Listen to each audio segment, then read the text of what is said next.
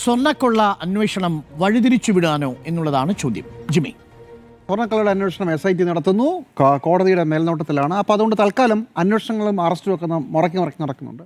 ഇടയ്ക്ക് തെരഞ്ഞെടുപ്പ് കാലത്ത് ഒരു ചെറിയ ഡിലേ, അതിൻ്റെ പേരിൽ ആക്ഷേപമൊക്കെ ഉണ്ടായെങ്കിലും ഏറെക്കുറെ കാര്യങ്ങൾ മുന്നോട്ട് പോകുന്നുമുണ്ട്. ഇപ്പോൾ നടക്കുന്ന വിവാദങ്ങൾ സ്വർണ്ണക്കൊള്ളയിലെ അന്വേഷണം വഴിതിരിച്ചു വിടാനാണെന്ന് ഞാൻ കരുതുന്നില്ല. പക്ഷേ സ്വർണ്ണക്കൊള്ള സംബന്ധിച്ചുള്ള മനുഷ്യർക്കിടയിലുള്ള ഒരു ചിന്തയെക്കുറിച്ച് അതിനെ സ്വാധീനിക്കാനാണ് ഏറ്റവും പ്രധാനപ്പെട്ട ശ്രമം എന്നുള്ളതാണ്.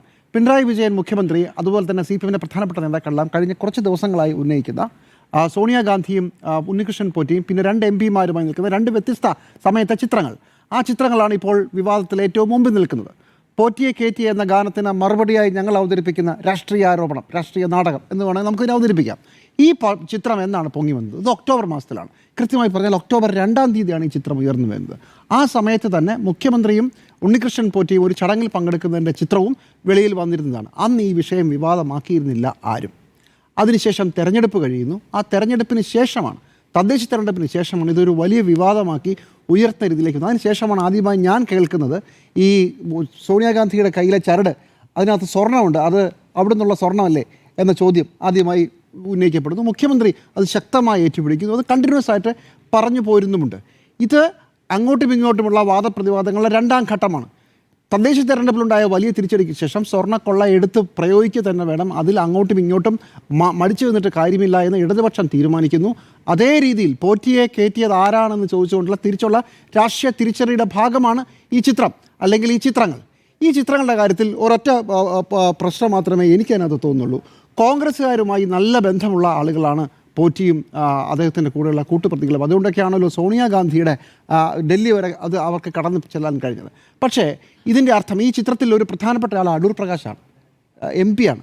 അപ്പോൾ MP ആയത് 2019 നമുക്കിപ്പോഴും ഡേറ്റ് അറിയില്ല. സാന്ദർഭികമായി 2019 ഈ സംഭവം നടന്നത് എന്നുള്ളത് നമുക്ക് ഉറപ്പിക്കാം. ഈ 2019 സോണിയാഗാന്ധിയെ പോയി കാണുകയും സോണിയാഗാന്ധിയുമായി നല്ല ബന്ധം അപ്പോഴെങ്കിലും ഉണ്ട് എന്ന് നമുക്ക് ഉറപ്പിക്കുകയാണെങ്കിൽ, അതും ശബരിമല സ്വർണ്ണക്കൊള്ളയുമായി തമ്മിൽ എന്താണ് ബന്ധം? നമ്മൾ വസ്തുത അന്വേഷിച്ച് പോകണമല്ലോ. ഈ രാഷ്ട്രീയ വാദപ്രതിവാദങ്ങൾ അവിടെ നിൽക്കട്ടെ. വസ്തുത എന്താണ്?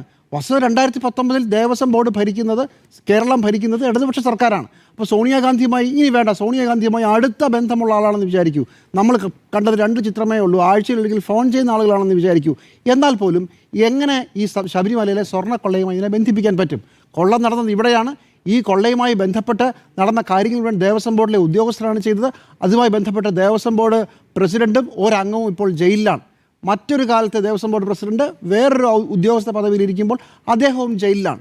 ഇത്രയും കാര്യങ്ങളാണ് നമ്മുടെ മുമ്പിലുള്ളത്. അപ്പോൾ സോണിയാഗാന്ധിയുമായി ബന്ധമുണ്ട് എന്നതുകൊണ്ട്, സോണിയാഗാന്ധിയുടെ അവിടം വരെ കയറി എന്നുള്ളത് കൊണ്ട് ശബരിമലയിൽ ഇപ്പോൾ നടക്കുന്ന സ്വർണ്ണക്കൊള്ളയെക്കുറിച്ച് നമുക്ക് എങ്ങനെ പറയാൻ പറ്റും? അതൊരു കാരണവശാലും നിൽക്കില്ല. ഇനി അല്ലെങ്കിൽ 2016 മുമ്പ്, അതായത് ദേവസ്വം ബോർഡിൽ UDFന് ഗ്രിപ്പുണ്ടായിരുന്ന സമയത്ത് അന്നേ അടുത്ത ബന്ധമുണ്ടായിരുന്നു എന്നുള്ളത് പുറത്തു വരണം. അങ്ങനെയുള്ള ബന്ധത്തിൻ്റെ ഭാഗമായിട്ടാണ് സോണിയാഗാന്ധിയുടെ അടുത്ത് വരെ ഉണ്ണികൃഷ്ണൻ പോറ്റി എത്തിയത് എന്ന് പറയണം. തെളിയട്ടെ.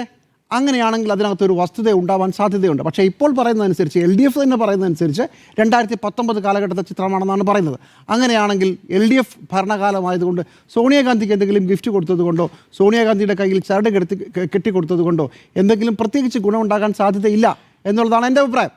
ഇനി മറുവാദത്തിന് മുഖ്യമന്ത്രിയുമായി ഒരു ആംബുലൻസ് കൈമാറുന്ന ഒരു ചിത്രമുണ്ടല്ലോ, അതിൽ താക്കോൽ കൊടുക്കുന്നത് ഉണ്ണികൃഷ്ണൻ പോറ്റിയാണ്.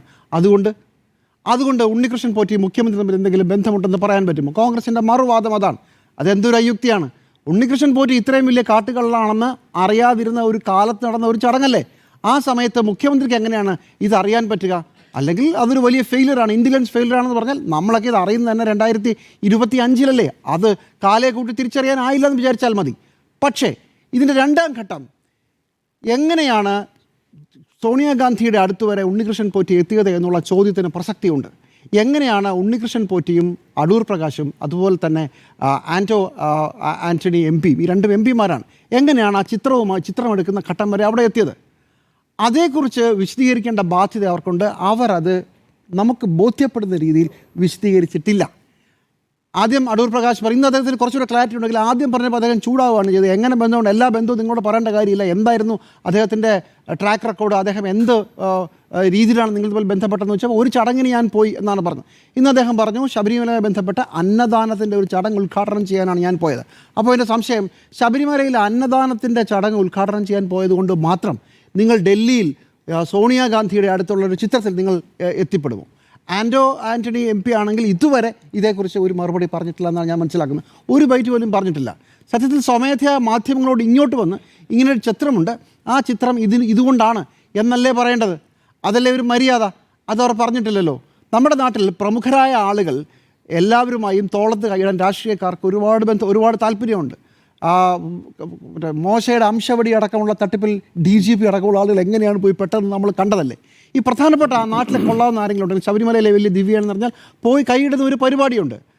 അത് ശബരിമലയിലെ ദിവ്യന്മാർ മാത്രമല്ല, നാട്ടിലെ പല വൻ തോക്കുകളുടെയും ബന്ധമുണ്ടാക്കാൻ രാഷ്ട്രീയ നേതാക്കൾ കണഞ്ഞു ശ്രമിക്കും. അതുകൊണ്ടാണ് ഈ വൻ തോക്കുകൾ അവസാനം റെയ്ഡിൽ കുടുങ്ങുമ്പോൾ അവരുടെ അലമാരി തപ്പുമ്പോൾ ഇവർക്ക് കൊടുത്ത സംഭാവനയുടെ ഡയറികൾ പുറത്തു വരുന്നത്. എത്രയോ കണക്കുകളുണ്ട്. മണിച്ചൻ കേസ് നമ്മൾ എത്ര എണ്ണം കേട്ടിട്ടുണ്ട്. അപ്പോൾ അങ്ങനെ എന്തെങ്കിലും ആയിക്കൂടാന്നൊന്നുമില്ല. രാഷ്ട്രീയ നേതാക്കളായതുകൊണ്ട് ഏത് പ്രമുഖനെയും തോളത്ത് കൈയിട്ട് സ്വീകരിക്കുന്ന ഒരു പരിപാടിയുണ്ട്. ഇത് തന്നെയാണ് ദേവസ്വം മന്ത്രിയായിരുന്ന കടകംപള്ളി സുരേന്ദ്രനും ബാധകമാവുക.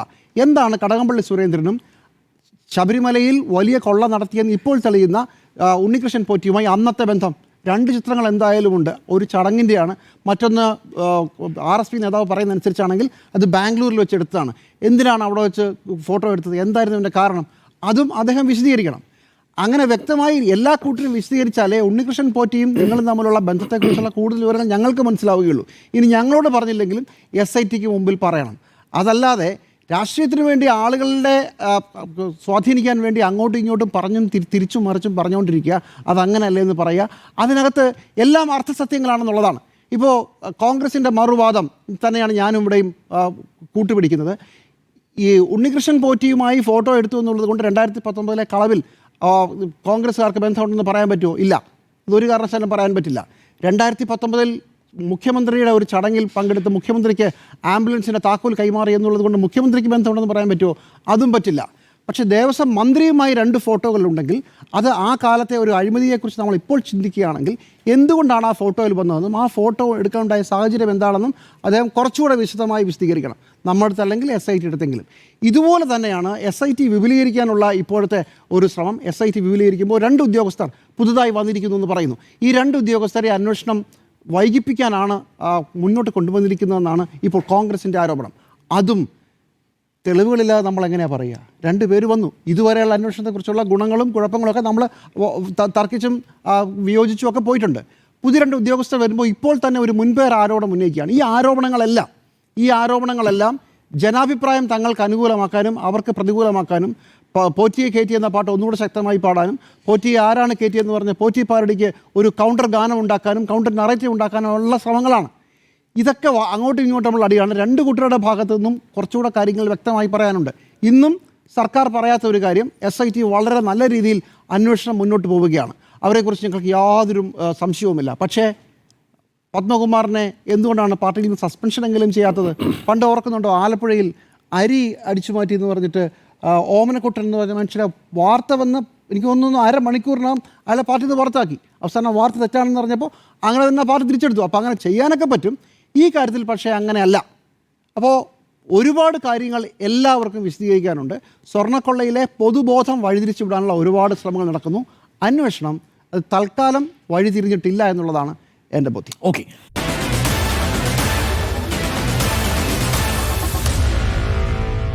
Meet the editors.